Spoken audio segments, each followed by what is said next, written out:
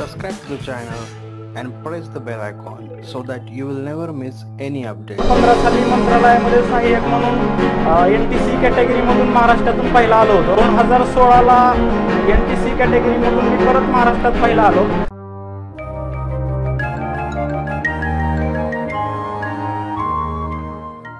आवाज येतोय? Very good afternoon to everybody. आज आपल्याकडे एक स्पेशल गेस्ट आहेत जे ज्ञानदीप अकॅडमीचे फाउंडर मेंबर आहेत, ज्यांनी पायाभरणीच्या सोबत होतो, विशाल नाईकवाडे. सध्या आपण त्यांच्या अगोदर टाळ्या वाजवून स्वागत करूया. आम्ही सोबतचे, म्हणजे 1 वर्ष मी सिनियर, सर 1 वर्ष ज्युनियर. मराठवाडा कृषी विद्यापीठ. बऱ्याच आठवणी आहेत, तर त्या आठवणी मी सांगण्याच्या ऐवजी सर जास्त सांगतील. सरांची थोडक्यात ओळख करून देतो. विशाल नाईकवाडे माढ्याचे आहेत, जिल्हा सोलापूर ऑब्व्हियसली. मराठवाडा कृषी विद्यापीठामध्ये डिग्री झाली. डिग्री झाल्यानंतर आम्ही सोबत UPSC मेन्स दिला. सरांनी 2 UPSC मेन्स दिला. मग कुठतरी असं झालं की नाही, आता कुठतरी सेटलमेंट व्हायला हवी. या सेटलमेंटची प्रिपरेशन करता करता 1 वर्ष MPSC इंटरव्ह्यू, परत दुसऱ्या वर्षी असिस्टंट आणि यावर्षी तहसीलदार. म्हणजे सगळ्यात मोठी गोष्ट अशी आहे की जे आपण सगळ्या गोष्टी शिकत शिकत जातो. बऱ्याचदा असं असतं की काही लोक येतात, बघतात आणि दे गॉट अ पोस्ट, पण त्यांच्याकडे स्टोरी नसते. तर सरांकडे स्टोरी आहेत. स्टोरी नाही आहे, स्टोऱ्या आहेत. So you will enjoy this thing. फक्त महत्त्वाची गोष्ट काय की सगळ्यात महत्त्वाचा प्लस पॉईंट हा आहे की इंटरनेटचा वापर, जे त्यांनी बऱ्याचदा फेसबुकवर सुद्धा टाकलेलं आहे, स्वतः सुद्धा लिहिलं आहे की जो खूप चांगल्या पद्धतीनं व्हायला हवा किंवा ज्याचा वापर हा खूप चांगला व्हायला हवा, त्यासाठी सर आमच्या ग्रुपमध्ये सर व्ही नावानं फेमस आहेत. आणि जो पुण्यामध्ये म्हणलं तरी हरकत नाही की EMPSC नावाचा एक ग्रुप आहे, व्हॉट्सअपचा ग्रुप आहे की ज्याची कोवेटेड मेंबरशिप आहे, की जी मेंबरशिप मिळण्यासाठी बरीच लोक रिक्वेस्ट करतात. तो सरांचं ब्रेन चाइल्ड आहे. म्हणजे त्या ग्रुपवरती ॲव्हरेज दरवर्षी मिनिमम 15 ते 20 क्लास 1 असतात, मेजॉरिटी क्लास 2 असतात. दरवर्षी तर सांगतो मी, एवढे क्लास 1 तर असतात. तर सर त्याविषयी सुद्धा सांगतील. तर कुणी विद्यार्थ्यांनी आज सरांचं स्वागत करावं. माझा सगळ्यात पहिल्यांदा परिचय करून देतो. माझं नाव विशाल नाईकवाडे. 5 एप्रिल 2016 ला माझी तहसीलदार म्हणून नेमणूक झाली आहे. सध्या मी नाशिक विभागामध्ये धुळे ग्रामीण येथे तहसीलदार म्हणून कार्यरत आहे. तर महेश भाऊंनी मला आज इंट्रोडक्टरी लेक्चर घ्यायला सांगितलं तुम्हाला. तर तुम्ही सगळे म्हणजे नवीनच बॅच आहे ना, सुरुवातच आहे ना आता सगळ्यांची. म्हणजे पुण्यात पहिल्यांदाच आलेत किंवा MPSCची सुरुवातच आहे सगळ्यांची. तर माझ्या अनुषंगानं काही मला जे सुरुवातीच्या काळात ज्या काही गोष्टी महत्त्वाच्या वाटतात त्या मी एक नोट डाऊन करून आणल्यात पॉईंट. त्याच्यानंतर आपण तुमचे काही प्रश्न असतील किंवा माझे काही अनुभव जे असतील, मी म्हणजे महेश भाऊंनी सांगितलं की माझं 2008 ला मराठवाडा कृषी विद्यापीठातून BSc ॲग्रिकल्चर कंप्लीट झालं. त्यानंतर मी 2009 ला पुण्यामध्ये आलो होतो. त्यानंतर UPSCच्या 2 मेन्स दिल्या, MPSCचे 3 इंटरव्ह्यू दिले, फॉरेस्टचे 2 इंटरव्ह्यू दिले. त्यानंतर मी 2015 साली मंत्रालयामध्ये सहाय्यक म्हणून NTC कॅटेगरीमधून महाराष्ट्रातून पहिला आलो होतो. 2016 ला NTC कॅटेगरीमधून मी परत महाराष्ट्रात पहिला आलो. त्यावेळेस माझ्याकडे म्हणजे मला 2 पोस्ट अवेलेबल होते. NTC कॅटेगरीमधून पहिला आल्यामुळे मी DYSP पण होऊ शकत होतो आणि तहसीलदार पण. तर हे माझं म्हणजे आत्तापर्यंतचा हा प्रवास आहे. तर म्हणजे मी MPSCच्या प्रवासात सुरुवातीच्या काळात आपल्याकडून ज्या चुका होतात किंवा सुरुवातीच्या काळात ज्या महत्त्वाच्या गोष्टी आहेत त्या मी तुमच्यासोबत शेअर करतोय. तर MPSCच्या सुरुवातीच्या काळात आवाज येत नाही, या असल्या माईकची सवय नाही ना. हॅलो, येतोय? हा, असा. हॅलो. अरे हे लय अवघडलं नाही होतं, टोप घातल्यासारखं वाटलं. तर पहिला मुद्दा आहे की येतोय ना. हा, हॅलो.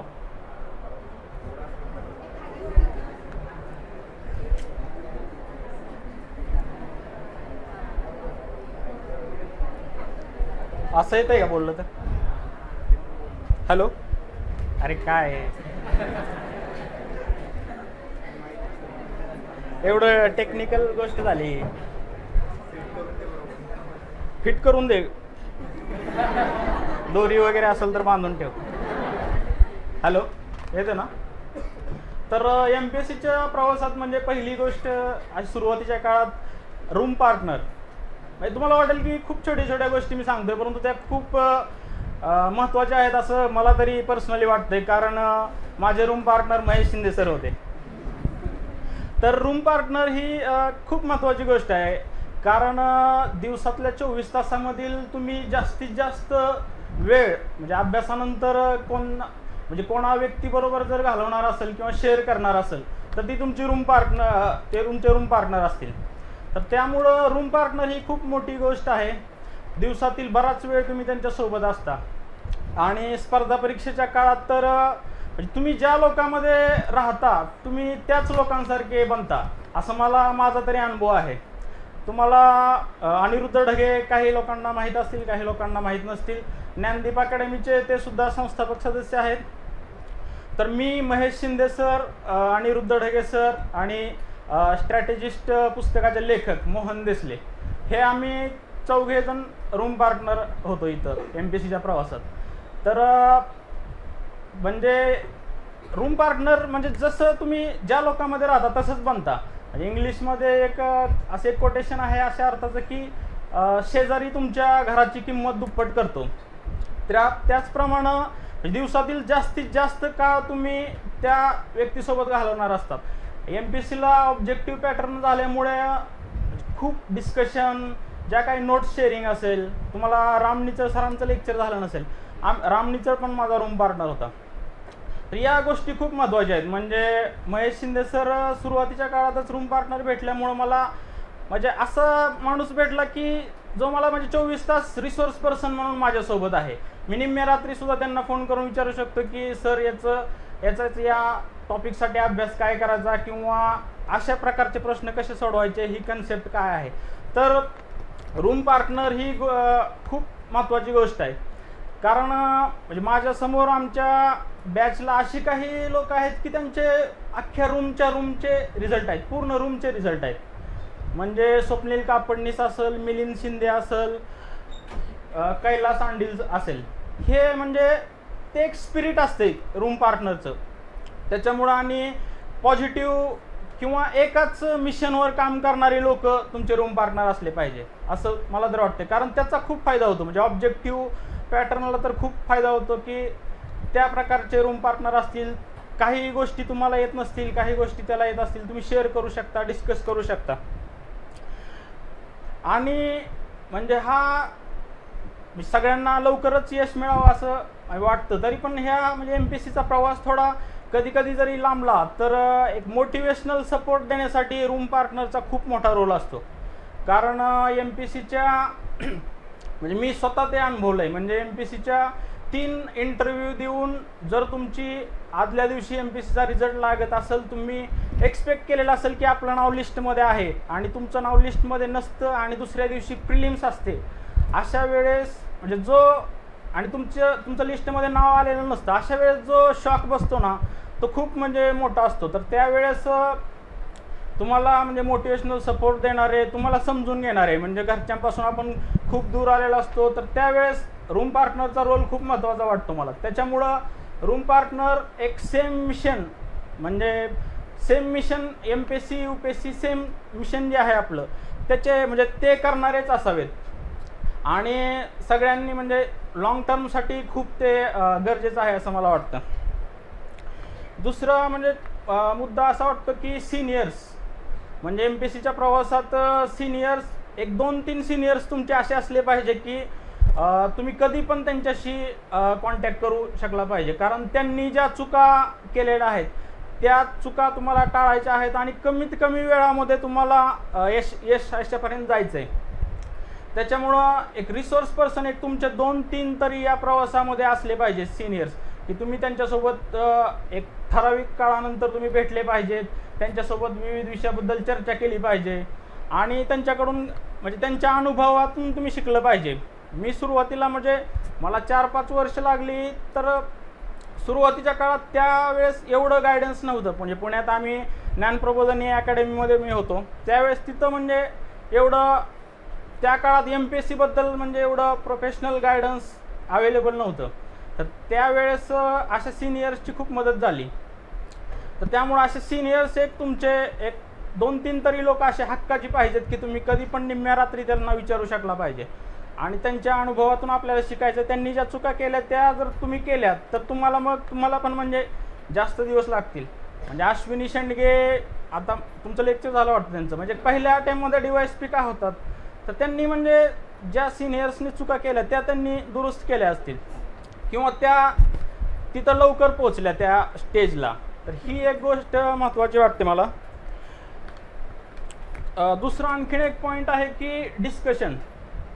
तर ऑब्जेक्टिव्ह पॅटर्नमध्ये डिस्कशनला खूप महत्त्व आहे. तर डिस्कशनमुळे कसं होतं आहे की प्रत्येकाचे स्ट्रेंथ विकनेस वेगवेगळे असतात. त्याच्यामुळे प्रत्येकाचा एखाद्या विषयामध्ये हँड असतो, तो तुम्हाला त्याच्या स्ट्रेंथनुसार तो विषय तुम्हाला समजावून सांगू शकतो आणि तुमचा विकनेस तुम्ही समजावून घेऊ शकता.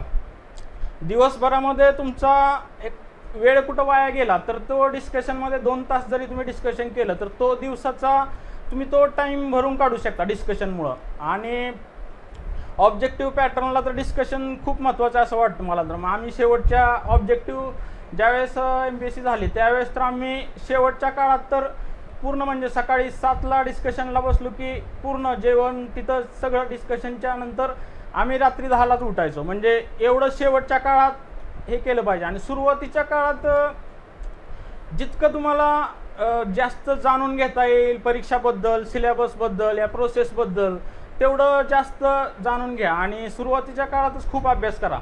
आता आमच्यासोबत आम्ही सुरुवातीच्या काळात फाउंडेशन म्हणजे जे फाउंडेशन असतं तुमचं त्या काळातच तुम्ही खूप अभ्यास केला पाहिजे. सुरुवातीच्या काळात म्हणजे तेवढा जोश, तेवढी एनर्जी पण असते, तुमचा उत्साह पण असतो त्या आणि त्या काळात अभ्यास पण होतो.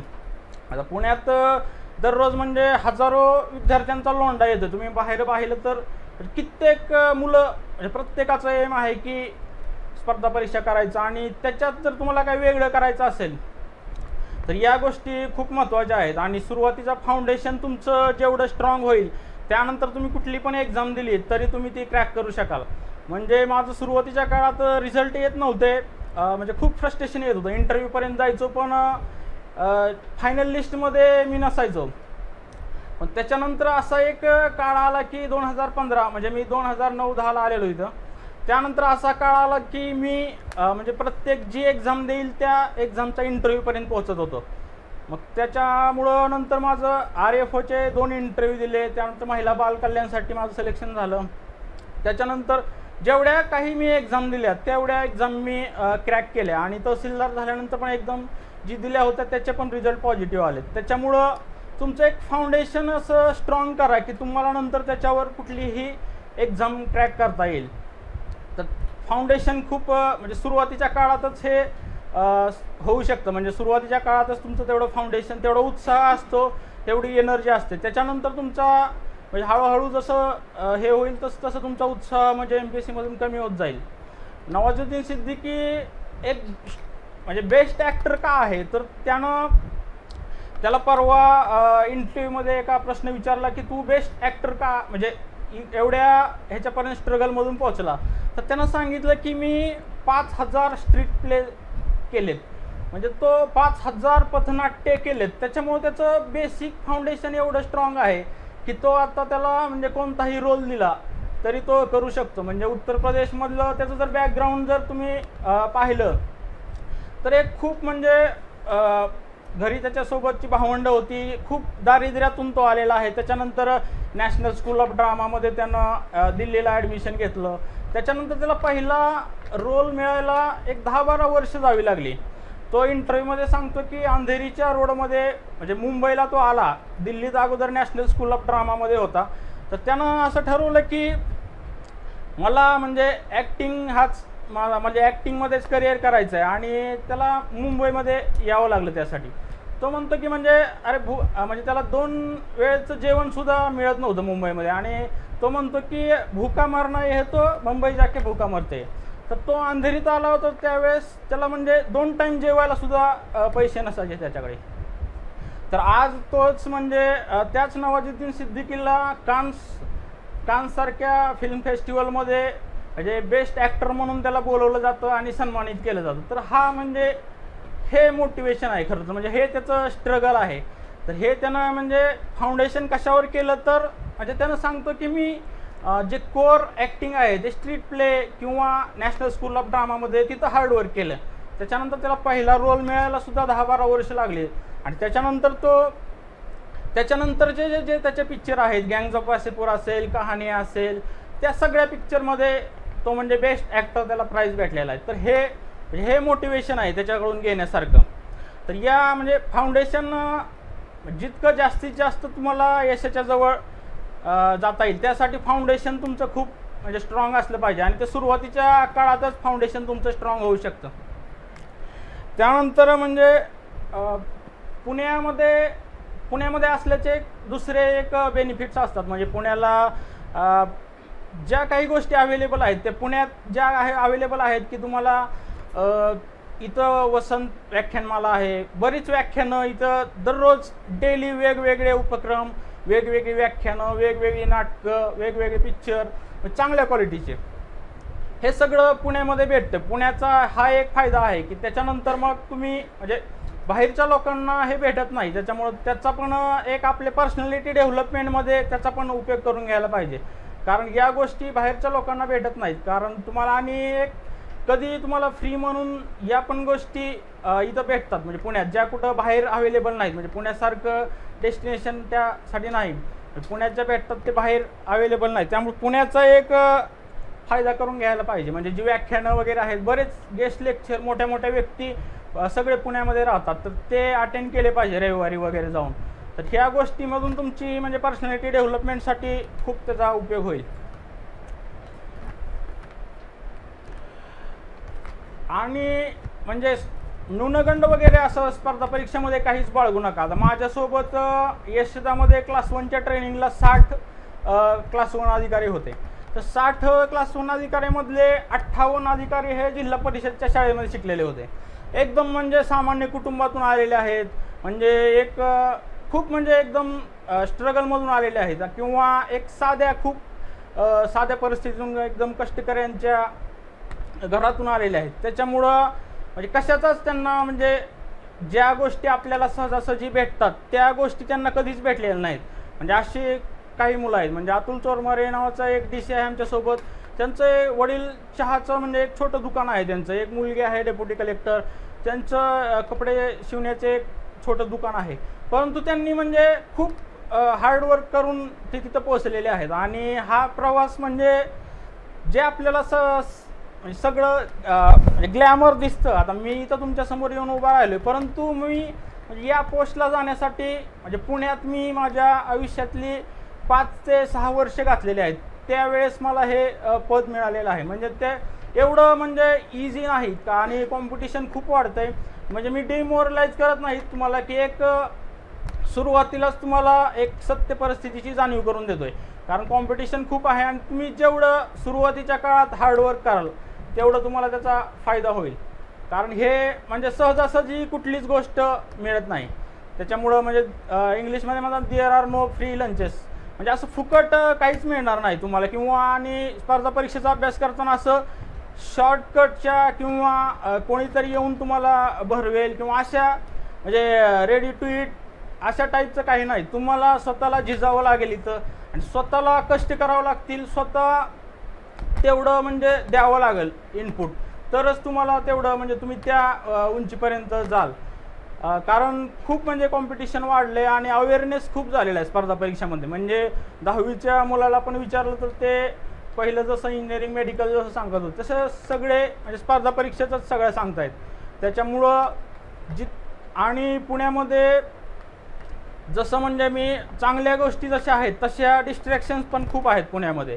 तर या गोष्टीपासून पण सुरुवातीच्या काळातच दूर राहून म्हणजे फोकस आपला अभ्यासाचा असला पाहिजे. म्हणजे घरच्यांनी तुम्हाला ज्या गोष्टीसाठी पाठवलं आहे, म्हणजे सगळे एक मध्यमवर्गीय कुटुंबातली मुलं असतात, घरच्यांच्या खूप अपेक्षा असतात. म्हणजे आपण एकटे त्यांच्यासोबत स्पर्धा परीक्षा करत नसतो, तर आपलं संपूर्ण कुटुंब आपल्यासोबत पुण्यात स्पर्धा परीक्षा करत असतं. कारण त्यांचं एकच असतं की सगळं एक वेळेस आपण इथं आपल्याला काही कमी पडलं तर चालेल, पण आपल्या मुलाला, आपल्या पाल्याला पुण्यामध्ये काहीही कमी पडलं नाही पाहिजे, असं त्यांची धारणा असते. त्याच्यामुळं म्हणजे सुरुवातीच्या काळातच एक मिनिटसुद्धा तुम्ही वाया नाही घालवायला पाहिजे. म्हणजे तुम्हाला ते तुमच्या आईवडिलांचा चेहरा समोर दिसला पाहिजे, तरच हे म्हणजे शक्य होईल असं मला वाटते.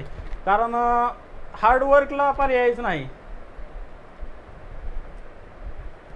आणि बॅकग्राऊंडचा म्हणजे इंग्लिशचा वगैरे सुद्धा काही न्यूनगंड बाळगू नका. म्हणजे मी सुरुवातीला ज्यावेळेस अभ्यास चालू केला होता त्यावेळेस माझं फक्त एम एवढंच होतं की मला कृषी अधिकारी व्हायचं आहे. त्यासाठी मी म्हणजे प्लॅनिंग असं होतं की 12वीला क्रॉप सायन्स, त्याच्यानंतर BSc ॲग्रिकल्चर आणि त्याच्यानंतर कृषी अधिकारी व्हायचं. परंतु मराठवाडा कृषी विद्यापीठामध्ये मी ॲडमिशन घेतल्यानंतर असं म्हणजे माझे सिनियर्स एक होते बप्पा थोरात आणि जयकृष्ण फड सर म्हणून. तर जयकृष्ण फड हे महाराष्ट्रात दुसरे आले आणि बप्पासाहेब थोरात हे PSI होते, त्याच्यानंतर ते पण डेप्युटी कलेक्टर झाले. तर मी म्हणजे ज्या सिनियर्सला पाहिलं होतं, ज्यांच्यासोबत उठत बसत होतो, ते लोक महाराष्ट्रात म्हणजे ते दुसरे आले होते. तर त्यावेळेस मला असं वाटलं की हे जर करू शकतात तर आपणही करू शकतो. त्याच्यामुळं मी 2009ला डिग्री संपल्यानंतर पुण्यात आलो. त्यावेळेस मला काहीही माहीत नव्हतं, म्हणजे MPSC वगैरे. म्हणजे पुण्यातच त्याच्या अगोदर मी 2-3 वेळा आलेलो होतो. आणि म्हणजे अनिरुद्ध ढगे, महेश शिंदे सर हे सिनियर्स असल्यामुळं मी सुरुवातीला UPSC करायचा निर्णय घेतला. आणि त्याच्या अगोदर मी स्वतःच्या पैशाने कधी इंग्लिश न्यूजपेपरसुद्धा विकत घेतला नव्हता. ते पुण्यात आल्यावर मी पहिल्यांदा इंग्लिश न्यूजपेपर विकत घेतला आणि पहिल्याच अटेम्प्टला मी म्हणजे UPSCची मुख्य परीक्षासुद्धा दिली होती. आणि 150 मार्कांनी फक्त माझा रिझल्ट त्यावेळेस राहिला होता. म्हणजे सुरुवात फर्स्ट अटेम्प्टमध्येच. म्हणजे मला न्यूनगंड होता की माझं एम खूप छोटं होतं की मला फक्त कृषी अधिकारी व्हायचं आहे. परंतु पुण्यात आल्यानंतर म्हणजे महेश सर असतील, अनिरुद्ध ढगे सर असतील, अशा लोकांच्या संपर्कात आल्यावर म्हणजे मला असं कळालं की म्हणजे जे काही ठरवू ते पण बनवू शकतो आपण. फक्त आपली हार्डवर्क करायची जर तयारी असेल तर आपण काहीही होऊ शकतो. त्यानंतर मी सलग 2 UPSCच्या मेन्स दिल्या. त्याच्यानंतर त्यावेळेस MPSCची 1600 मार्काची डिस्क्रिप्टिव्ह मेन्स होती. त्याच्यानंतर 800 मार्काची डिस्क्रिप्टिव्ह मेन्स झाली. UPSCची मेन्स दिल्यामुळे माझा पब्लिक ॲडमिनिस्ट्रेशन आणि जिओग्राफी ऑप्शनल होता तिकडे. त्यामुळे ऑप्शनल स्ट्रॉंग झाला होता. आणि त्यावेळेस असं आम्हाला म्हणजे कळालं होतं की MPSCची डिस्क्रिप्टिव्ह एक्झाम आहे ते 1600 मार्कावरून 800 मार्काची होणार आहे. तर त्यावेळेस मी आणि माझी एक मैत्रीण होती.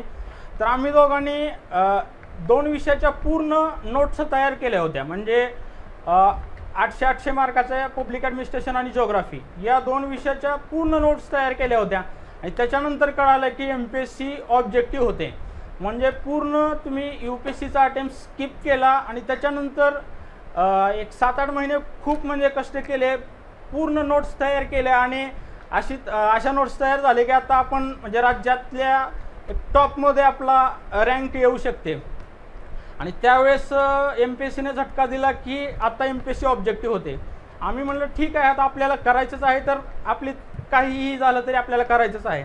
त्याच्यामुळं त्यानंतर MPSC ऑब्जेक्टिव्हचा अभ्यास चालू केला. आणि ऑब्जेक्टिव्हची पहिली जी MPSCची ऑब्जेक्टिव्ह होती त्यावेळेस आम्ही ज्ञानप्रबोधिनीमध्ये होतो. तर त्यावेळेस 40 लोक आम्ही MPSC मेन्सला होतो. तर त्यावेळेस राहुरी विद्यापीठामध्ये MPSCच्या ऑब्जेक्टिव्हच्या नोट्स तयार होत्या, परंतु त्या लोकांनी म्हणजे ते कोणासोबत शेअर करत नव्हते. कारण त्यावेळेस मार्केटमध्ये आत्ता जेवढी पुस्तकं आहेत त्याच्या म्हणजे एकही पुस्तक नव्हतं. फक्त HRDचं कोळंबे सरांचं पुस्तक होतं आणि कोणतंच पुस्तक मार्केटमध्ये सिलेबसला धरून नव्हतं. त्यावेळेस आम्ही 40 लोकांनी असं ठरवलं की आता आपल्याकडे कमी वेळ आहे आणि मार्केटमध्ये काहीही रिसोर्स अवेलेबल नाही. तर त्यावेळेस आम्ही 40 लोकांचं मीटिंग घेतली आणि त्यानंतर आम्ही ग्रुप पाडून म्हणजे डिव्हिजन ऑफ वर्क केलं. म्हणजे चॅप्टर वाटून घेतले आणि प्रत्येकाला एक टार्गेट दिलं की या सब्जेक्टच्या तुम्ही नोट्स काढायच्या. आणि तशा नोट्स काढून आम्ही पूर्ण 4ही पेपरच्या नोट्स पूर्ण बाइंडिंग तयार केलेल्या होत्या. आणि त्यावेळेस पर्सेंटाईल सिस्टीम MPSCनं ठेवली होती की 150च्या पर्सेंटाईल पासिंगला. म्हणजे आता टॉपरच्या पर्सेंटाईल आहे ना, तर त्यावेळेस 150च्या पर्सेंटाईल होतं. तर त्यावेळेस माझं HRDचं पर्सेंटाईल 2 मार्कांनी हुकलं. आणि त्यावेळेस आमच्या ग्रुपमधले सलग लिस्टमध्ये सलग 4 DYSP आमच्यासोबत म्हणजे डिस्कशन करणारे होते, एकाखाली एक नावं होती त्यांची. तर त्या लिस्टमध्ये येऊ शकलो नाही. परत मग म्हणजे हार तर मानणारे नव्हतो, त्याच्यामुळं त्याच्यानंतर परत त्याच्यापेक्षा जास्त हार्डवर्क करू म्हणलं.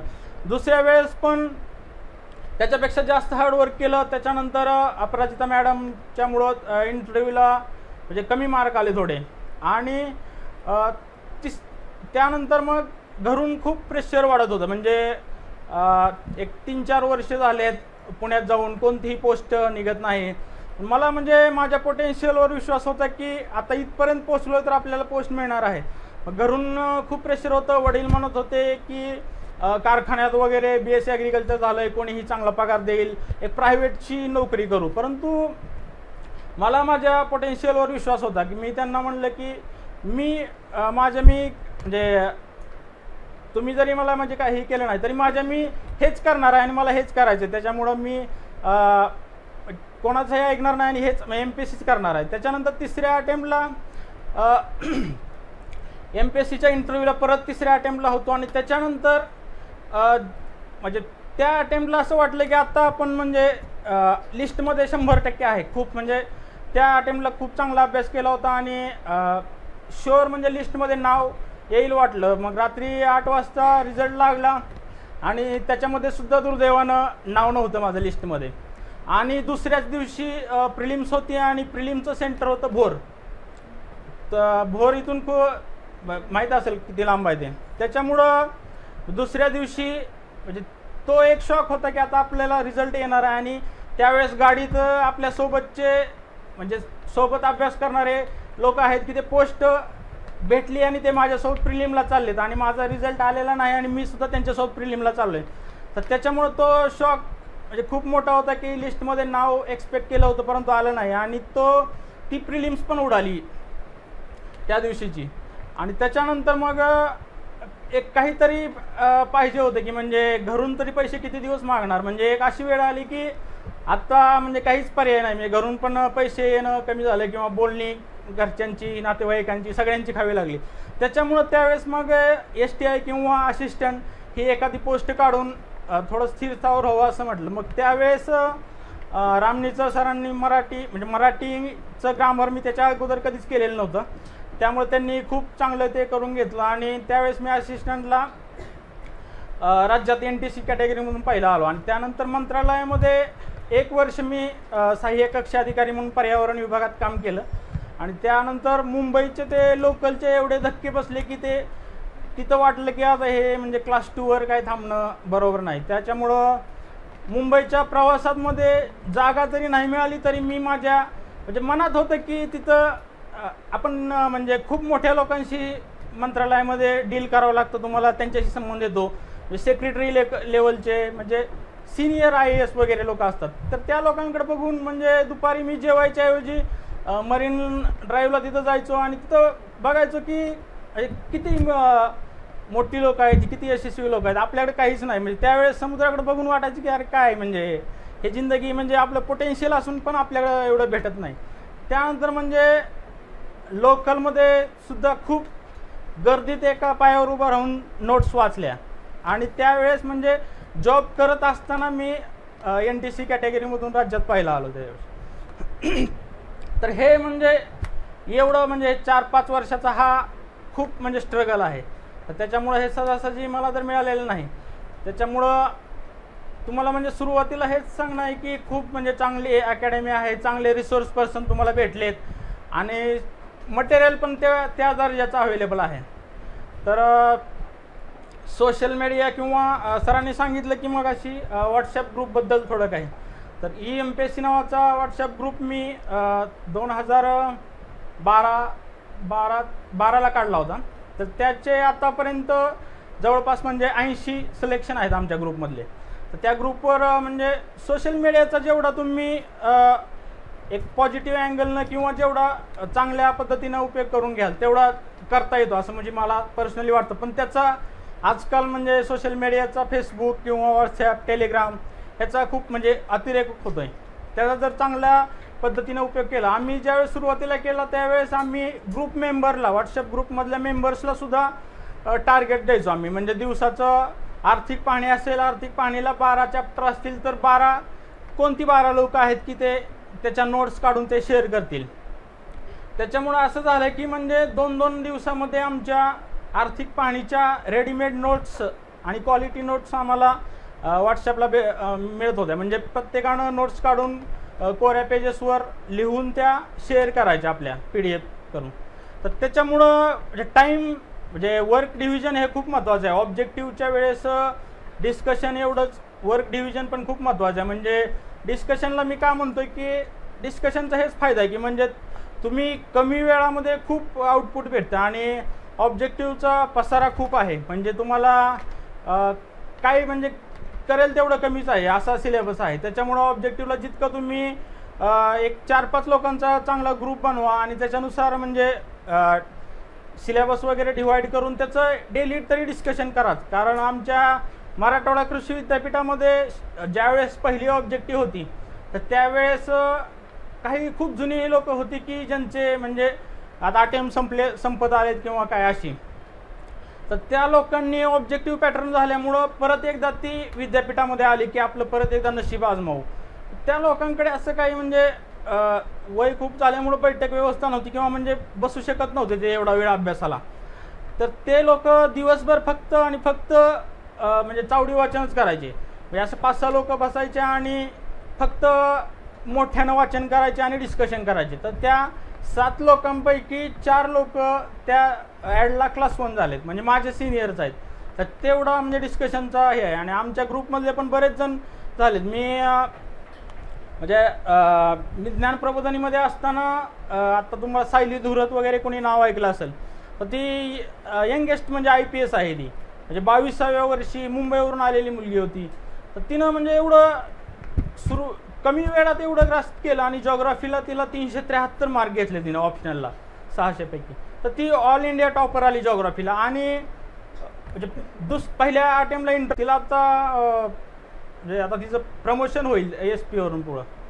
तर म्हणजे हे सुरुवातीच्या काळात तुम्ही जेवढं ग्रास्प कराल किंवा सुरुवातीच्या काळात म्हणजे शांततेच्या काळात म्हणतात की जेवढं कष्ट कराल तेवढं तुम्हाला युद्धाच्या काळात कमी घाम गाळावं लागेल. तर हे महत्त्वाचं आहे. म्हणजे सुरुवातीच्या काळात या गोष्टी आहेत.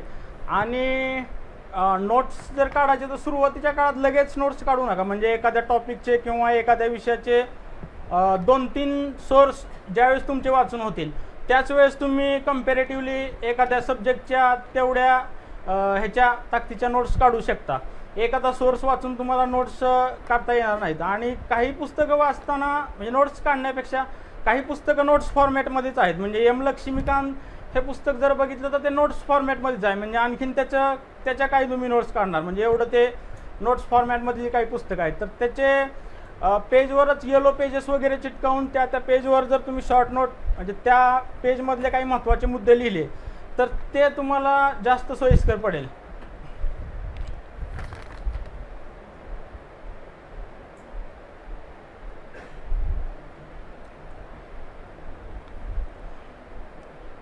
सब्जेक्ट म्हणजे तुमचा सिलेबस सगळ्यांनी पाहिला आहे का? सब्जेक्ट वाईज काय सांगू का? सिलेबस जर मेन्सचा जर म्हणजे मला तेवढं तुमच्या समोर म्हणजे एक्सप्रेस होता येत नाही. परंतु मी MPSC जगलेला माणूस आहे खऱ्या अर्थानं सांगायचं म्हणलं तर. म्हणजे मी सगळे म्हणजे ट्रेंड बघितलेत, पॅटर्न बघितलेत, सगळ्या एक्झाम बघितलेत. त्याच्यामुळं म्हणजे मला म्हणजे तेवढं मांडता येत नसेल परंतु मी म्हणजे मला सगळं तेवढं प्रवासातल्या सगळ्या म्हणजे अनुभव आहेत ते म्हणजे तुमच्यापर्यंत पोहोचावं एवढीच इच्छा. आणि त्या गोष्टी खूप महत्त्वाच्या आहेत असं मला वाटतं. तर MPSC मेन्सचा सिलेबस बघितला आहे का? तर सुरुवातीला म्हणजे पहिल्यांदा प्रीचा जर म्हणजे सुरुवातीला अभ्यास करण्याची पहिली स्टेज कोणती असेल तर त्या विषयाचा सिलेबस तुमचा पूर्ण पाठ पाहिजे. म्हणजे तुमच्या जवळ 2-3 सिलेबसच्या कॉपी पाहिजे. म्हणजे तुमच्या एक कॉपी कायम तुमच्या खिशात पाहिजे की तुम्हाला कुठे जरी गेलात तरी तुम्हाला चटकन कळायला पाहिजे की अरे हे आपल्या सिलेबसचा पॉईंट आहे.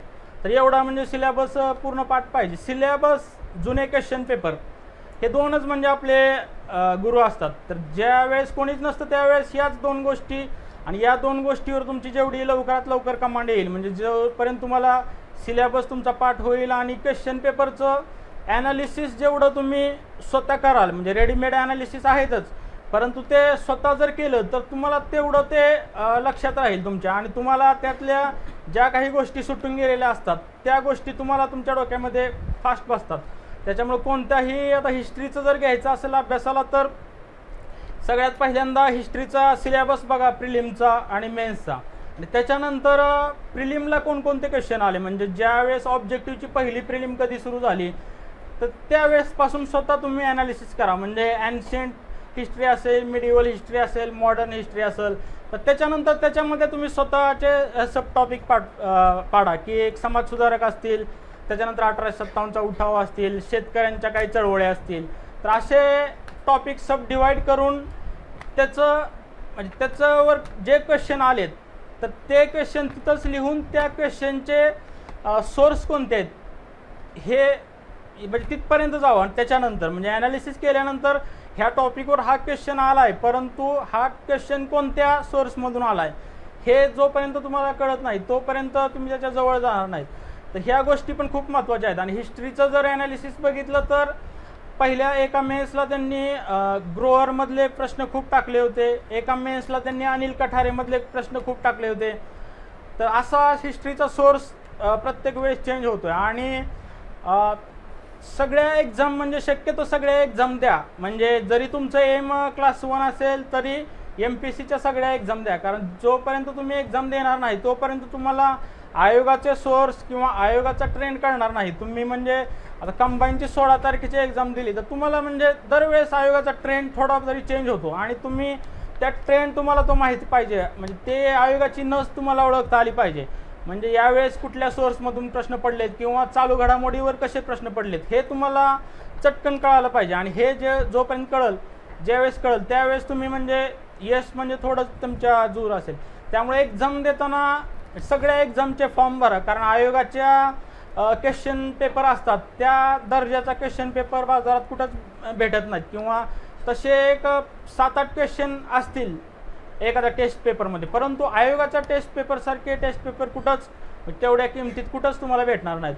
तर सगळ्या एक्झाम एक सुरुवातीला द्या.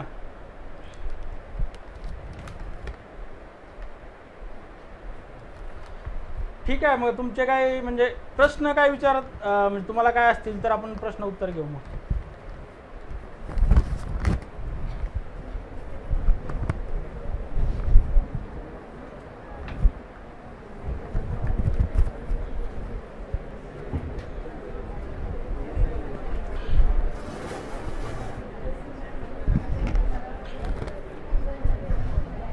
हॅलो, मोठे सर आपण डिस्क्रिप्टिव्ह जो पॅटर्न होता त्याच्यावरून स्टेप अप लेवल ऑब्जेक्टिव्ह आहे.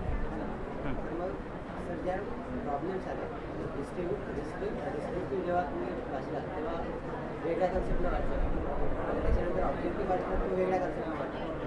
सर हा तुम्ही मॅनेज कसा करता? डिस्क्रिप्टिव्ह टू डायरेक्टली ऑब्जेक्टिव्हमध्ये स्टेप अप करायचं, त्याच्यानंतर मॅनेज मतलब हा डिफरन्स किंवा मॅनेज कसा करायचा? म्हणजे एक्झाम ओरिएंटेड कसं होतं? कसं आहे का सर, आपण राज्यसेवा आता मेन फोकस आहे आणि राज्यसेवाचा आता ऑब्जेक्टिव्ह काढतो. तर सर आपण राज्यसेवा जेव्हा डिस्क्रिप्टिव्ह होती तेव्हाही अभ्यास केला, आता राज्यसेवा ऑब्जेक्टिव्ह झाली तेव्हाही अभ्यास केला. तर सर डिस्क्रिप्टिव्हवरनं ऑब्जेक्टिव्हवर जेव्हा स्टेपअप केला तर सर हा एवढा मॅनेज किंवा डिफरन्स किंवा कसं काय कळलं बा की एवढं हा पॅटर्न? हॅलो, हा यांचा प्रश्न आहे की राज्यसेवा ज्यावेळेस डिस्क्रिप्टिव्ह होती आणि आता राज्यसेवेचा ऑब्जेक्टिव्ह पॅटर्न आहे, तर ते शिफ्ट कसं झालं असंच ना? तर राज्यसेवा ज्यावेळेस डिस्क्रिप्टिव्ह होती त्यावेळेस म्हणजे असे क्वेश्चन होते की भारताचं अनुधोरण काय आहे किंवा भारताचं अनुधोरण स्पष्ट करा, असे म्हणजे स्ट्रेट फॉरवर्ड क्वेश्चन होते. आणि हे डिस्क्रिप्टिव्हला होतं त्यावेळेस सगळे म्हणजे स्टुडंट एक कोणतं तरी स्टँडर्ड बुकमधून ते आहे तसं पाठ केलं जायचं, आणि त्याच्या म्हणजे लिखाणाच्या शैलीवर ते उत्तर थोडंफार मॉडिफाईड केलं जायचं. परंतु ऑब्जेक्टिव्ह पॅटर्नमध्ये आता कशा प्रकारचे म्हणजे डिस्क्रिप्टिव्हला तर आपण बघितलं की भारताचं अनुधोरण किंवा भारताचं एखाद्या राष्ट्रासोबतचे संबंध, आता अनुधोरणचं जर घेतलं तर अशा प्रकारचे प्रश्न यायचे. परंतु आत्ता ऑब्जेक्टिव्हला कसे प्रश्न येतील तर की पहिली अणुचाचणी घेतली त्यावेळेस तो कोडवर्ड काय होता, किंवा ते भूगर्भाच्या पहिली आणि दुसरीमध्ये डिफरन्स आहे, म्हणजे जे बुद्ध हसला आणि बुद्ध हसला, किंवा त्या पद्धतीचे म्हणजे NSG असेल ग्रुप त्याबद्दलचे, किंवा पहिले अणुचाचणी होती त्याच्यामध्ये काही म्हणजे एकामध्ये न्यूक्लिअर फिजन आणि एकामध्ये न्यूक्लिअर फ्युजन असं 2 टेक्निक वेगवेगळ्या वापरलेल्या आहेत, म्हणजे पहिली अणुचाचणी आणि दुसरी. तर अशा प्रकारचे प्रश्न विचारले जातील, म्हणजे डिफरन्स त्या पद्धतीनं. म्हणजे डिस्क्रिप्टिव्ह ज्यावेळेस होती त्यावेळेस म्हणजे असे स्ट्रेट फॉरवर्डच थोडेफार होते, पण आणि त्याच्यात लिखाण शैलीला किंवा तुमचं अपडेटेड नॉलेज आहे त्याला जास्त होतं. परंतु आता फॅक्च्युअल पण गोष्टी किंवा त्याच्यातल्या कन्सेप्ट ज्या आहेत त्या पण लक्षात ठेवावं लागतं.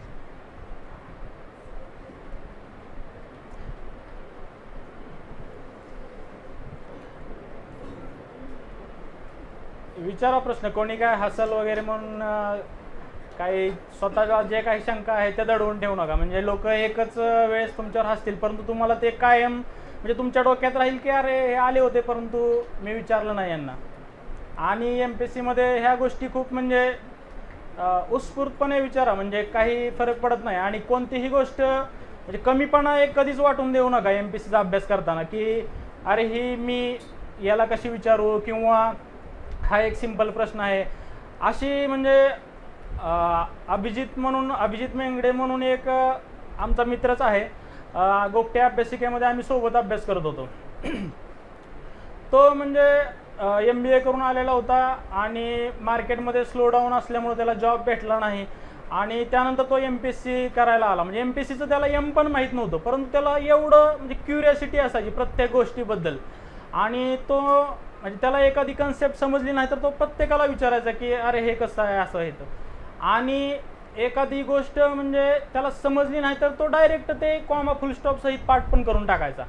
आणि म्हणजे खरी गोष्ट आहे, म्हणजे त्याचं हार्डवर्क, म्हणजे हार्डवर्कला काहीच चॅलेंज नाही.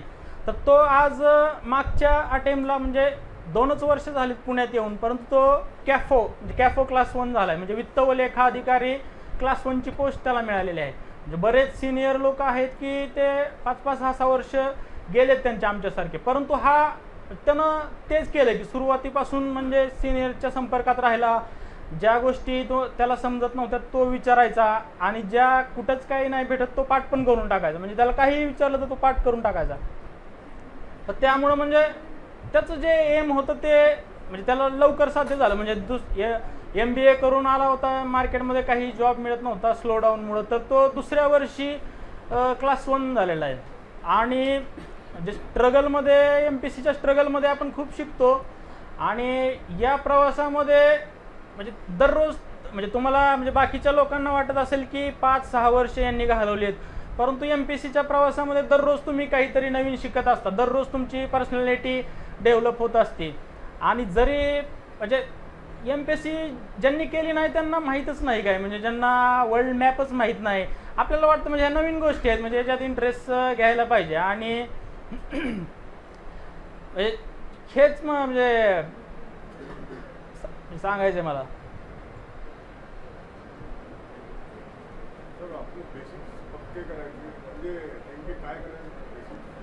बेसिक पक्के करायचे म्हणजे नेमकं काय करायचं असं त्यांचा प्रश्न आहे.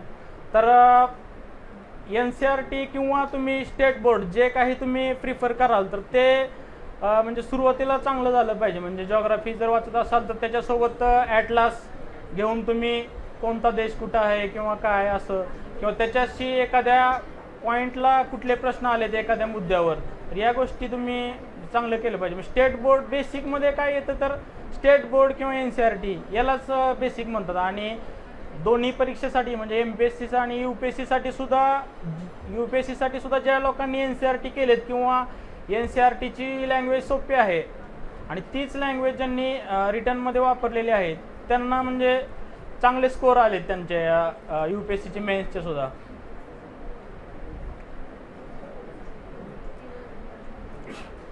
प्रश्न विचारा, काही प्रश्न विचारा.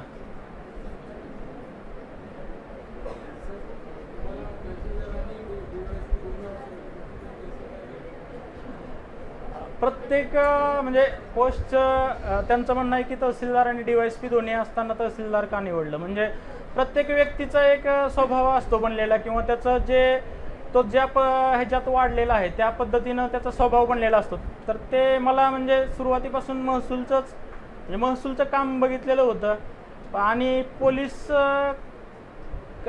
खात्यात म्हणजे वावरणं तसा माझा स्वभाव नाही, त्याच्यामुळं मी महसूल चूज केलं.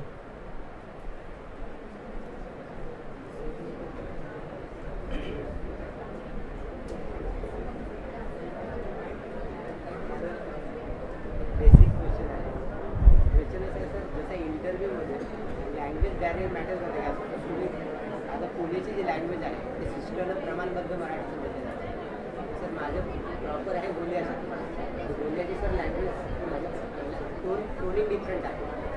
हॅलो, तर यांचा असा प्रश्न आहे की इंटरव्ह्यूसाठी लँग्वेज काही बॅरियर आहे का? म्हणजे लँग्वेज हे बॅरियर नाही, फक्त तुम्ही त्या पॅनेलसोबत कसे कनेक्ट होता हे जास्त महत्त्वाचं आहे. म्हणजे काही मुलांनी UPSCचे सुद्धा म्हणजे मराठीतून इंटरव्ह्यू देऊन त्यांना चांगले मार्क मिळालेत, परंतु लँग्वेज हा म्हणजे तेवढं महत्त्वाची गोष्ट नाही असं मला वाटतं इंटरव्ह्यूमध्ये. म्हणजे तुमचं म्हणणं जर तुम्ही त्या पॅनेलपर्यंत पोचवू शकलात तर ते जास्त महत्त्वाचं. आणि पॅनेलला तुम्ही म्हणजे फसवू शकत नाही. म्हणजे MPSCचे मी 3 इंटरव्ह्यू दिलेत आणि MPSCचे इंटरव्ह्यू घेणारे म्हणजे 50-60च्या पुढं वय असते त्यांचं. आपलं जेवढं वय असतं तेवढं त्यांचा एक्सपिरियन्स असतो आणि महाराष्ट्रातल्या सगळ्या भागांमध्ये त्यांनी काम केलेलं असतं. म्हणजे पॅनेलवर 3च लोक असतात, त्यांचं जर 60 वय धरलं तर 180 वर्षाचा अनुभव असतो. त्याच्यामुळे तुम्ही त्यांना फसवू शकत नाही तुम्ही. आणि ते म्हणजे जे काय आहे ते रिअल फॅक्ट आणि तुम्ही जर कनेक्ट झालात तर इंटरव्ह्यूला चांगले मार्क मिळतात.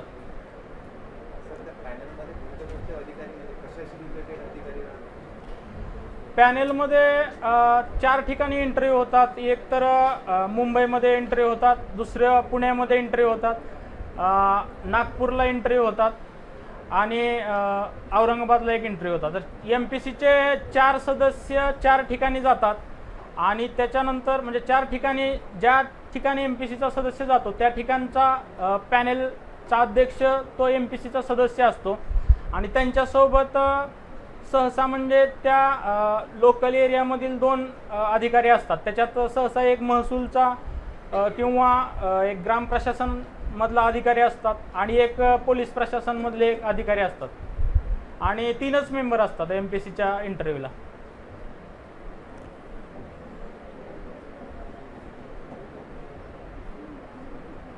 झाले प्रश्न?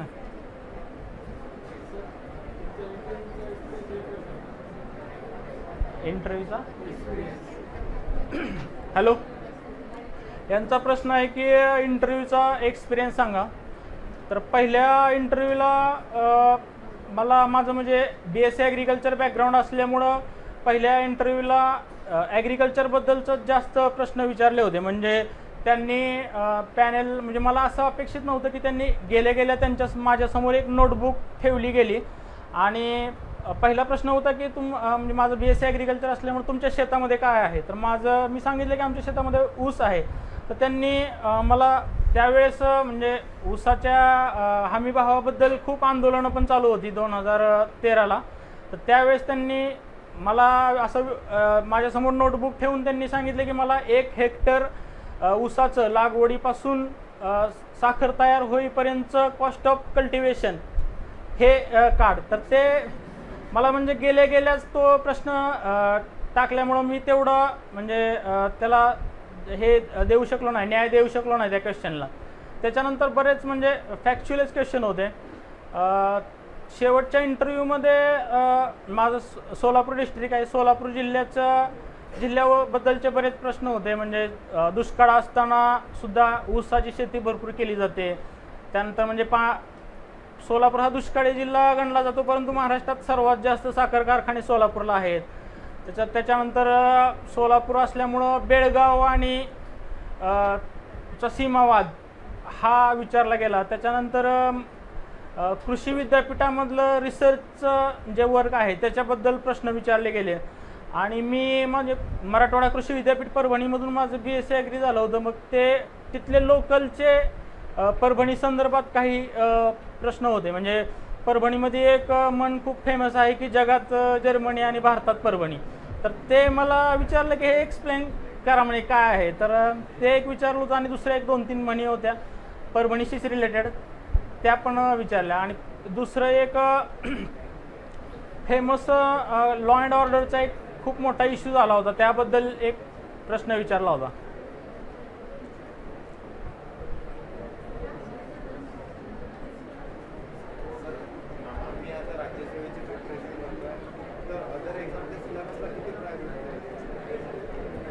हॅलो,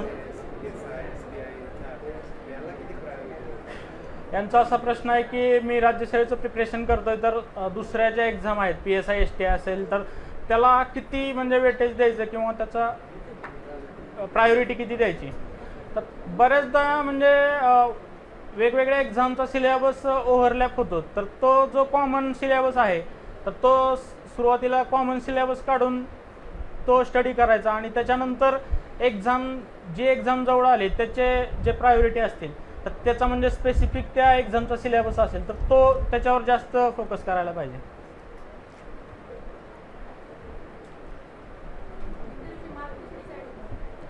इंटरव्ह्यूच्या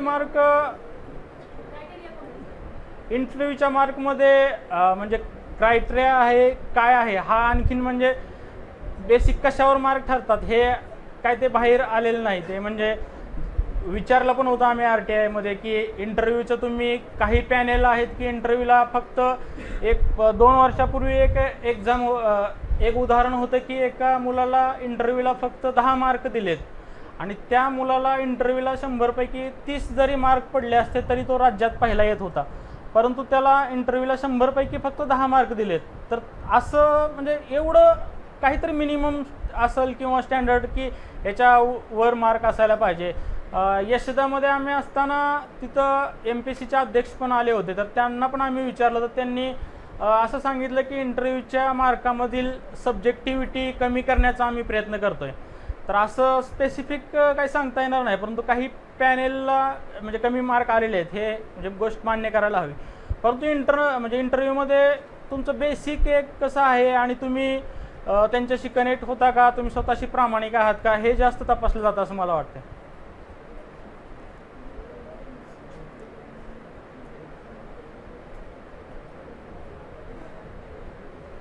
विचारा नाही तर थांबवा आपण. कोणाला काय आहेत का प्रश्न आणखीन?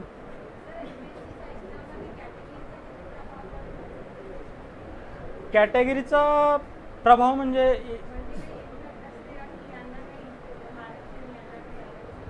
आता वुमनचं तर पॅरलल रिझर्वेशन आहे, त्याच्यामुळं आपल्याला असं दिसतंय की म्हणजे ओपनच्या फिमेल ज्या आहेत त्यांचं काही ठिकाणी म्हणजे कट ऑफ 1 वगैरे लागलेलं आहे आत्ताच्या ARTOच्या एक्झामच्या. ते पॅरलल रिझर्वेशनमुळं आहे आणि ज्या कॅटेगरीच्या मुली आहेत त्या एकतर कॅटेगरीमधून नाहीतर ओपन मेलमधून अशा 2च याच्यातून लढू शकतात. त्या ओपन फिमेलमधून त्या नाही लढू शकत, बरोबर आहे ना?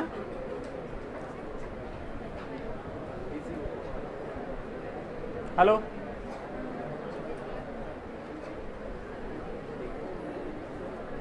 थांबायचं का? काय कोणाला काय आहेत का आणखीन शंका? काय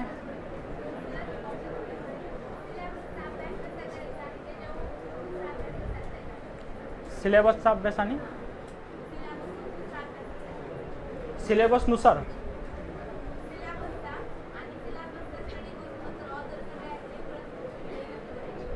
आवाज येत नाही मला.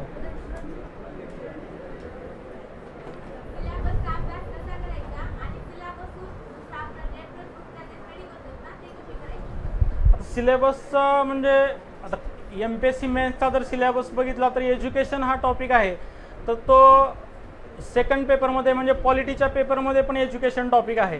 त्याच्यानंतर हिस्ट्रीमध्ये पण आहे एज्युकेशन, म्हणजे शिक्षणाचा विकास कसा झाला आणि त्याच्याबद्दलची वाटचाल हे हिस्ट्रीमध्ये पण आहे, पॉलिटीमध्ये पण आहे, HRDमध्ये पण एज्युकेशनचा आहे. तर अशा पद्धतीचा जो सिलेबस आहे तो कंबाईन याचा स्टडी केला पाहिजे. म्हणजे शिक्षण जर असेल तर त्याचं सुरुवातीच्या काळातली त्याच्या संदर्भातली जी धोरणं आहेत तर ती कुठली आहेत, म्हणजे एज्युकेशनल करिक्युलम जे आहे किंवा एज्युकेशनचे पॉलिसी आहेत त्या कुठल्या आहेत. त्याच्यानंतर त्याच्याबद्दलच्या कमिट्या कोणत्या आहेत, नवीन ज्या कमिट्या आहेत, विद्यापीठाच्या कमिट्या आहेत त्या कोणत्या आहेत, त्याच्यानंतर प्राथमिक आहे, माध्यमिक आहे, उच्च शिक्षण आहे, याच्याबद्दलच्या स्कीम कोणत्या आहेत आणि गव्हर्नमेंटचा प्रत्येक स्कीमशी अप्रोच कसा आहे. तर या अँगलनं जर गेलं तर म्हणजे लवकर कॅचअप होईल सिलेबस. किंवा काही असा म्हणजे HRDचा वगैरे सिलेबस पाहिला तर असा वेग सिलेबस वाटतो, म्हणजे धोरणं वगैरे अशा टाईपचे शब्द आहेत. तर त्याच्या संदर्भात म्हणजे स्कीम किंवा पॉलिसी हे जर बघितलं तर जास्त जवळ जाते त्याच्या.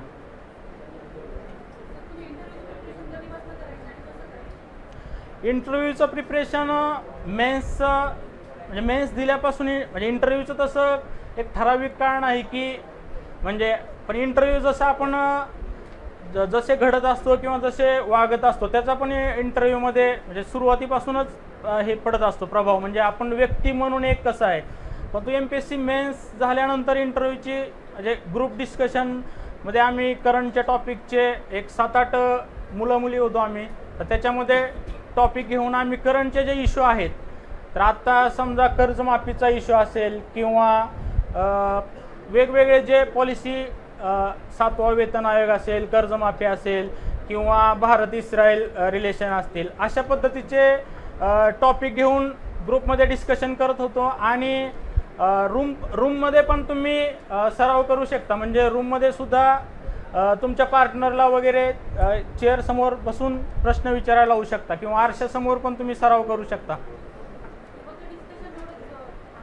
हां, म्हणजे त्या काळात MPSC मेन्स झाल्यानंतर पुण्यामध्ये बरेच सगळेच क्लासेस इंटरव्ह्यू घेतात. तर ते मॉक इंटरव्ह्यू पण दिले तर मॉक इंटरव्ह्यूचा एक फायदा आहे की ते तुम्हाला एक रेडीमेड करंट इश्यूजचं स्टडी मटेरियल पुरवतात. आणि मॉक इंटरव्ह्यूमुळे तुम्ही म्हणजे एक त्या कंडिशनला सरावलेले होता. म्हणजे जे काही सोपस्कार पार पाडावं लागतात, म्हणजे मे आय कम इन सरपासून मी बसू का, किंवा जे काही सुरुवातीचे नमस्कार चमत्कार करावं लागतात, तर ते तुम्ही म्हणजे त्याला एक इझीनेस तुम्हाला मिळतो मॉक इंटरव्ह्यूमुळे. आणि एक कॉन्फिडन्स पण प्राप्त होतो मॉक इंटरव्ह्यूमुळे.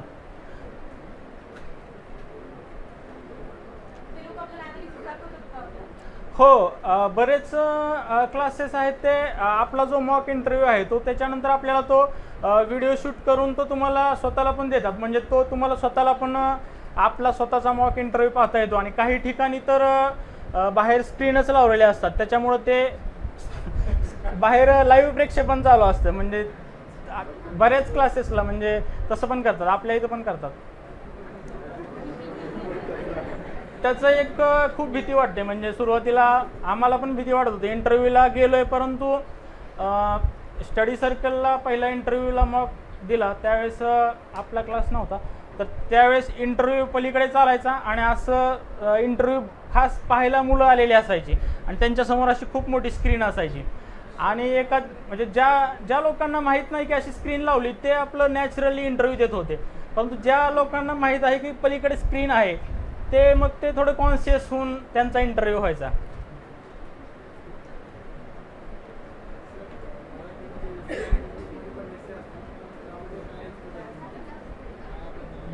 एस्से बद्दल यांचा एक प्रश्न आहे. मला मराठी इंग्लिशमध्ये एस्सेला पण खूप चांगले मार्क मिळाले. म्हणजे UPSCच्या एस्सेला मला 200पैकी 110 वगैरे मार्क मिळाले होते. आणि MPSCच्या मेन्समध्ये मराठी इंग्लिश माझा अक्षर पण खूप चांगला आहे. मी म्हणजे त्याच्यावर जाणून बुजून प्रयत्न केले.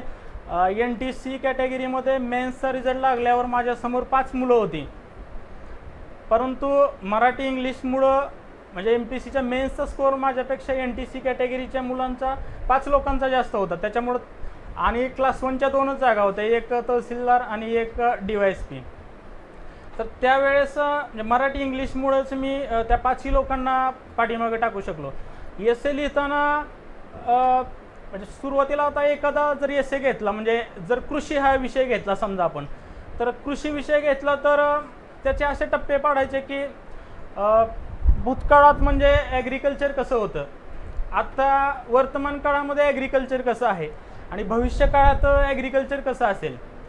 त्याच्यानंतर LPG म्हणजे LPGच्या एराच्या अगोदर म्हणजे लिबरलायझेशन, प्रायव्हेटायझेशन, ग्लोबलायझेशन याच्या अगोदर ॲग्रिकल्चर कसं होतं आणि LPG धोरणाचा ॲग्रिकल्चरवर काय परिणाम झाला.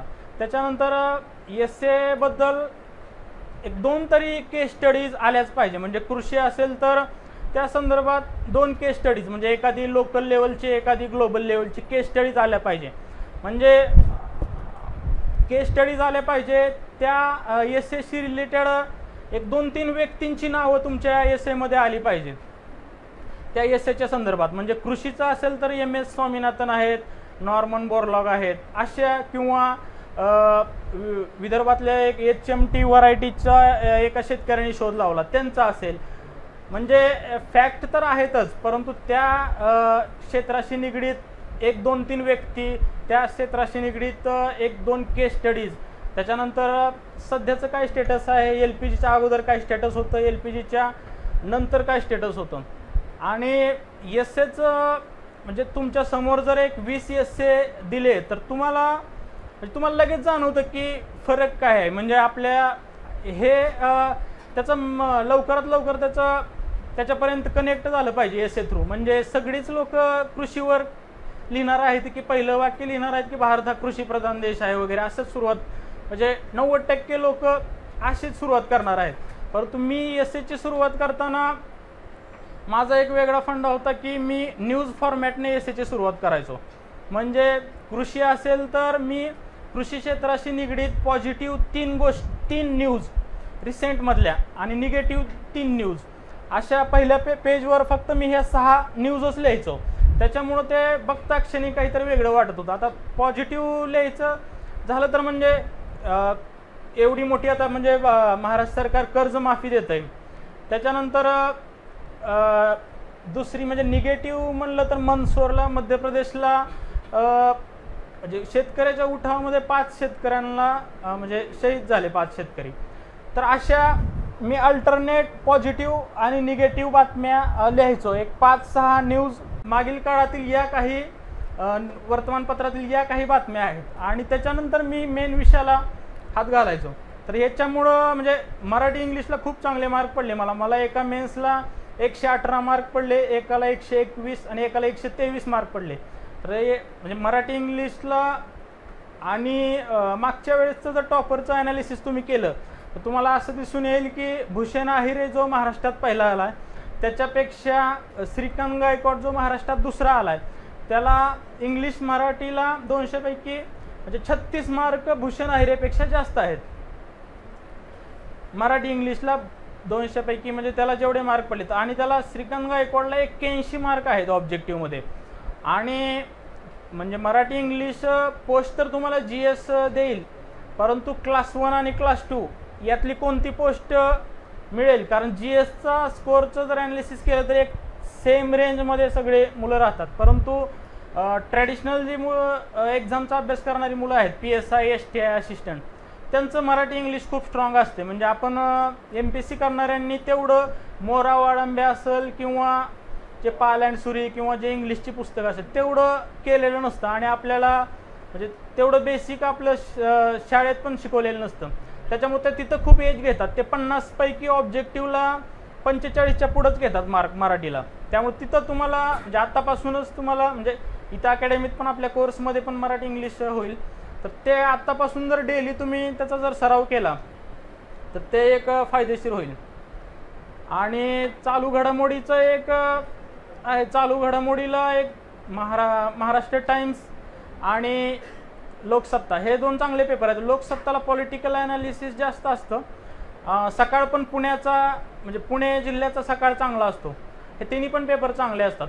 जेवढा काही जास्त वेळ जात नाही, परंतु पेपरमुळं एक तुम्हाला ओव्हरऑल सगळी आयडिया येते आणि इंटरव्ह्यूसाठी वगैरे ते तुमचं ओपिनियन बनत जात असतं. ते तुम्हाला म्हणजे रेडीमेड तुम्ही चालू घडामोडीची मासिकं वाचाल, परंतु त्याच्यामागं जो काही थॉट आहे त्या फॅक्ट मागं तो तुम्हाला येणार नाही. त्याच्यामुळं पेपर म्हणजे परीक्षेच्या शेवटच्या दिवसापर्यंत पेपर वाचायलाच पाहिजे असं मला तरी म्हणजे पर्सनली वाटतं. आणि महाराष्ट्र टाइम्सला इन्फोग्राफिक्स छान असतात. म्हणजे जे किरण देसले सरचं इकॉनॉमीचं पुस्तक आहे त्या टाईपमध्ये इन्फोग्राफिक्स चार्ट पिक्टोरल फॉर्मॅटमध्ये जास्त असतात चार्ट वगैरे. त्याचं एक म्हणजे कात्रणं वगैरे करून तुम्ही स्वतःची एक मोठी नोटबुक ठेवली आणि पार्टनरमध्ये जर शेअर केली तर चालू घडामोडीला एक्झामच्या काळात बाजारात खूप पुस्तकं येतात, तर त्यामुळं त्या पुस्तकांच्या मागे पडायची वेळ येत नाही आणि त्याची ऑथेंटिसिटी पण तेवढी चेक करायला आपल्याला टाईम पण नसतो त्या काळात. त्याच्यामुळं चालू घडामोडीचा एक निरंतर अभ्यास म्हणजे चालू म्हणजे कायमस्वरूपी तुम्ही केलाच पाहिजे. त्याच्या नोट्स तुमच्याकडे असल्याच पाहिजे. मी आणि माझा रूम पार्टनरकडं वेगवेगळ्या पेपरच्या मी नोट्स बनवायचो आणि म्हणजे त्या काळात म्हणजे एक्झामच्या काळात कोणतीच नवीन पुस्तकं घेत नव्हतो आणि नोट्समधून बऱ्यापैकी प्रश्न कव्हर व्हायचे. त्यामुळे हा एक फायदा आहे.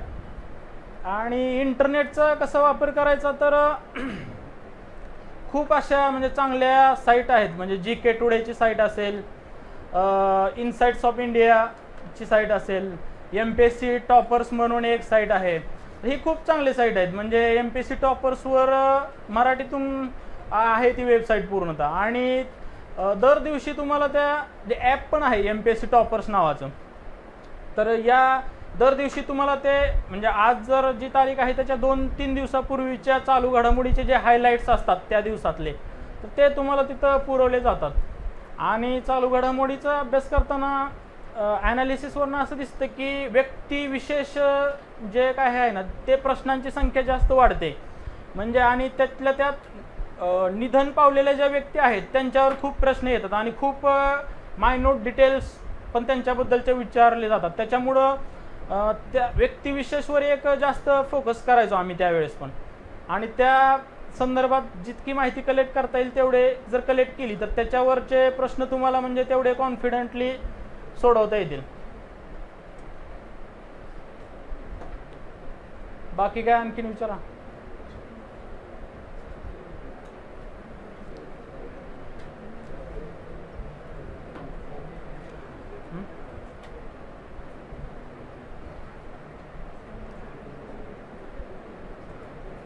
सिरियस व्हा फक्त म्हणजे पुण्यात आला सगळं झगमगाट आहे, क्लासेस आहेत, तर तुम्ही जोपर्यंत तुम्ही तितकं ग्राउंड लेवलला तुम्ही वर्क करणार नाही तोपर्यंत यश म्हणजे खरंच मिळणार नाही. त्याच्यामुळं पुण्याचा फायदा घ्या, ग्रुप डिस्कशन करा. आणि दुसरं काय म्हणजे रिसोर्स पर्सन तर आपल्या अकॅडमीत आहेतच भरपूर. म्हणजे जेवढे लागतील तेवढे सिनियर्सची चर्चा करत राहा सतत आणि सगळे फॉर्म भरा म्हणजे शक्यतो. त्याच्यामुळं तुम्हाला ट्रेन कळत जाईल. ठीक आहे, चला बेस्ट लक.